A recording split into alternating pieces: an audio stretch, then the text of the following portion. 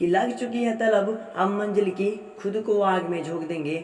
लग चुकी है तलब अब मंजिल की, खुद को आग में झोंक देंगे। मंजिलें कहती है तू मारा जाएगा, दिल कहता है देख लेंगे। ठीक है, हेलो दोस्तों, स्वागत करता हूँ आप सभी के प्यारा सा यूट्यूब चैनल सफ़र सक्सेस लाइफ में। दोस्तों आज के इस क्लास में हम लोग क्लास 12 के इंपॉर्टेंट ऐसे में से एक है जिसका नाम आपका माई एम, उसको हम लोग कवर करने वाले हैं। सो दोस्तों आज का क्लास बहुत ज़्यादा इंपॉर्टेंट होने वाला है, इसको इन तक जरूर देखिएगा। ठीक है, जिसके अंतर्गत हम लोग लाइन बाय लाइन उसका हिंदी अर्थ को भी समझ लेंगे। ठीक है, और एक चीज़ मैं आपको बता दूं, अभी जो क्लास हो रहा है इसका यदि आप बिल्कुल फ्री ऑफ कॉस्ट PDF लेना चाहते हैं तो आपको कुछ नहीं करना है। नीचे डिस्क्रिप्शन बॉक्स में Telegram channel and WhatsApp group का लिंक दिया गया, आप जाइए और ज्वाइन कर लीजिए, वहाँ पर आपको बिल्कुल फ्री ऑफ कॉस्ट PDF मिल जाएगा। ठीक है, चलिए हम लोग क्लास को देखते हैं। यहाँ पर देखिए सबसे पहला पंक्ति में आपका क्या कहता है दोस्तों, इसमें कहता है कि my aim is to be a teacher. मतलब क्या है, मेरा एम क्या है, एक शिक्षक बनना है। ठीक है, मेरा एम क्या है, एक शिक्षक बनना है। टीचिंग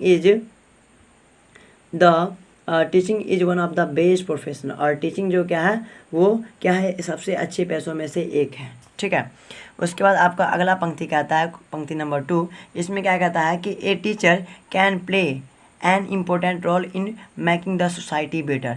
इसका मतलब क्या है पता है दोस्तों, यानी एक शिक्षक, एक गुरु का सोसाइटी को बेहतर बनाने में एक अहम भूमिका होती है। यानी समाज को बेहतर बनाने में किसकी अहम भूमिका होती है, तो एक टीचर की अहम भूमिका होती है। डैट इज टीचर क्या होते हैं, तो समाज के एक तरह से क्या बोलते हैं, मार्गदर्शन करते हैं और वो समाज को बेहतर बनाने का काम करते हैं। ठीक है, इसलिए यहाँ पर क्या गया है, teaching is the best profession, यानी टीचिंग जो है वो एक अच्छा प्रोफेशन में से आता है।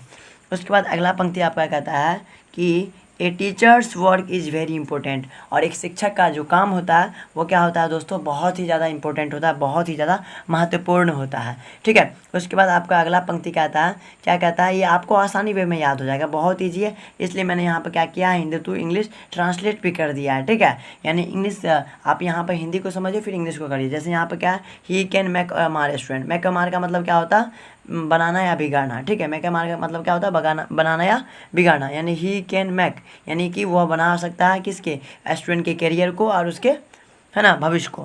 डैट इज यहाँ से हो जाएगा ही कैन मेक ए मार स्टूडेंट करियर, यानी कि वह स्टूडेंट के भविष्य को यानी करियर को बना भी सकता है और बिगाड़ भी सकता है। कौन, एक टीचर। ठीक है, चलिए उसके बाद अगला क्वेश्चन कहता है आपका, अगला पंक्ति कहता है, क्या कहता है कि a teacher's helps a student become a good citizens and at the same time of also lays. इसका मतलब क्या हुआ कि एक शिक्षक एक छात्र को एक अच्छा नागरिक बनाने में मदद करता है। ठीक है, गुड सिटीजन बनाने में क्या करता है, मदद करता है, साथ ही साथ वह अपने भविष्य की नींव भी रखता है। इतना बात क्लियर है, उम्मीद करता हूँ मैं आपको समझा पा रहा हूँ। ठीक है, ए टीचर्स हेल्प ए स्टूडेंट, यानी एक टीचर स्टूडेंट की मदद करता है, बिकम ए गुड सिटीजन, यानी एक अच्छा नागरिक बनाने में। सिटीजन का मतलब क्या होता है, नागरिक, यानी एक अच्छा नागरिक बनाने में मदद करता है। And at the same time ही आल्सो लेज फाउंडेशन। ठीक है, यानी नींव को क्या करने में, बनाने में वो क्या करता है, तो हेल्प करता है, किसका, एक स्टूडेंट का। ठीक है, कौन, तो टीचर। उसके बाद कहता है moreover a teacher also contribute to get to the development of society. मतलब क्या है कि इसके अलावा एक शिक्षक भी समाज के विभिन्न विकास में योगदान देता है ना। यानी शिक्षक क्या होते हैं, समाज को बेहतर तो बनाते ही हैं, लेकिन समाज के विकास में भी उनका अहम भूमिका होता है। अगला क्वेश्चन देखिए क्या है, अगला पंक्ति क्या है उसको समझिए।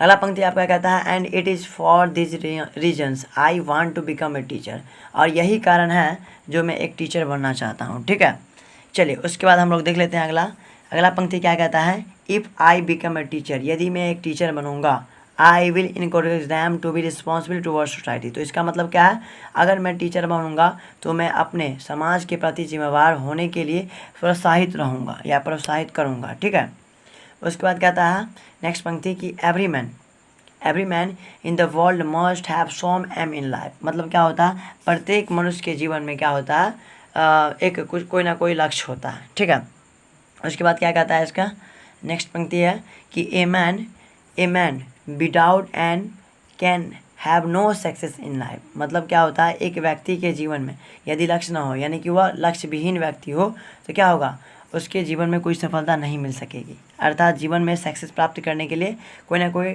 व्यक्ति के लक्ष्य होना चाहिए। ठीक है, जैसे आप लोग पढ़ाई कर रहे हैं तो आपका लक्ष्य होगा, कुछ ना कुछ टारगेट होगा कि मेरे को इतना मार्क्स अचीव करना हर हाल में, है ना। तो वही लक्ष्य लेकर चलिए। अगला इसमें पंक्ति कहता है कि different peoples have different aim in life. मतलब क्या होता है कि अलग अलग लोगों के अलग अलग लक्ष्य होते हैं, है ना। चल उम्मीद करता हूँ ये समझ में आ रहा है आपको, ठीक है। उसके बाद देखिए अगला पंक्ति क्या कहता है कि some people wants to make wealth. मतलब कुछ लोग धन कमाने चाहते हैं, ठीक है। कुछ लोग क्या करते हैं, धन कमाना चाहते हैं। तो यही कुछ पंक्तियाँ थी, इसको फिर से रिकॉल करवा देता हूँ एक बार, ठीक है। देखिए यदि आपको माई एम पर ऐसे लिखने के लिए बोला जाए तो सबसे पहले लिखिएगा कि my aim is to be a teacher, यानी मेरा एम जो है शिक्षक बना है। और आप लोग क्या कीजिएगा, हिंदी वाला नहीं लिखना, आपको केवल इंग्लिश वाला लिखना है। चूँकि मैं आपको समझाने के लिए, आपको याद करवाने के लिए यहाँ पे मैंने हिंदी लिखा है, बस आपको इंग्लिश लिखना है ना। बहुत सारे बच्चों का मन में कन्फ्यूजन रहता है कि सर जी हिंदी में भी लिखना पड़ेगा, आप जो लिखे हैं वैसे लिखना पड़ेगा। ऐसा बिल्कुल नहीं है, ठीक है। आप केवल इंग्लिश में लिखिएगा कि my aim is to be a teacher, teaching is one of the best profession. मतलब क्या है, मेरा एम टीचर बनना है और टीचर क्या है, एक बेस्ट प्रोफेशन में से एक है। अगला कहता है आपका कि a teacher can play on important role in making the society better. मतलब एक टीचर का रोल जो होता है सोसाइटी को बेटर बनाने में बहुत ज़्यादा अहम भूमिका होता है, ठीक है। उसके बाद कहता है आपका, क्या कहता है इसको समझिए। इसमें कहता है कि a teacher's work is very important. एक गुरु का यानी एक शिक्षक का जो काम होता है वो बहुत ज़्यादा इम्पोर्टेंट होता है, ठीक है। उसके बाद कहता है आपका नेक्स्ट पंक्ति क्या कहता है कि ही कैन मेक ए मार स्टूडेंट्स कैरियर, है ना। यानी कि मेक ए मार का मतलब क्या होता है, बनाना और बिगाड़ना। यानी कि वह स्टूडेंट के कैरियर को बना भी सकता है और बिगाड़ भी सकता है, ठीक है। यही इसका क्या हिंदी उच्चारण है। चलिए यानी कि भावार्थ इसका लिख दिया हम, ठीक है। उसके बाद क्या कहता है आपका कि a teacher's helps a student become a good citizen and at the same time ही ऑल्सो लेज फाउंडेशन। इसका मतलब क्या हुआ सर, इसका मतलब ये हुआ कि एक शिक्षक एक छात्र को अच्छा नागरिक बनाने में मदद करता है, साथ ही साथ वो अपने भविष्य की नींव भी रखता है, ठीक है प्यारे साथियों। इतना तक कंप्लीट है। उसके बाद देखिए मोर ओवर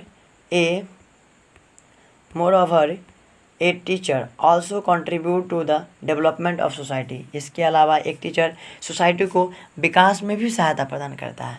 उसके बाद है and it is for this reason I want to become a teacher. और यही कारण है कि मैं एक टीचर ही बनना चाहता हूँ, ठीक है।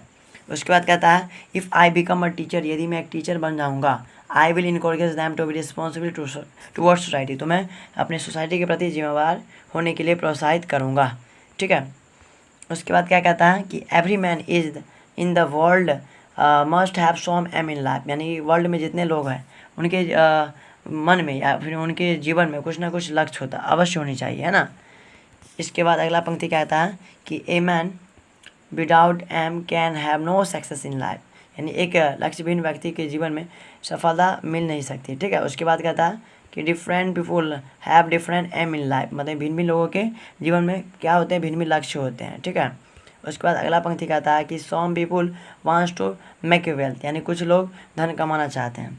अगला पंक्ति कहता है आपका, इसी के साथ आपका ये पंक्ति क्लियर हो जाता है। और एक चीज़ मैं आपको बता दूं, ये अभी जो क्लास हुआ है इसका आप यदि फ्री पीडीएफ लेना चाहते हैं तो आप टेलीग्राम से जुड़ जाइए, वहाँ पर आपको पीडीएफ मिल जाएगा। क्योंकि व्हाट्सएप ग्रुप में ज्वाइन कीजिएगा तो वहाँ से आपको नहीं मिल पाएगा, क्योंकि वो अपलोड हुआ होगा लेकिन उसमें नहीं होगा। इसलिए आप क्या कीजिए, मेरा रिकमेंड है कि आप टेलीग्राम ज्वाइन कीजिए। चूँकि टेलीग्राम में क्या होता है, बहुत दिन का पीडीएफ भी वहाँ पर सेव रहता है, तो वहाँ से आप डाउनलोड कर सकते हैं, ठीक है। तो मिलते हैं अगले वीडियो में एक नई टॉपिक के साथ। तब तक के लिए वंदे मातरम। जय हिंद, जय भारत।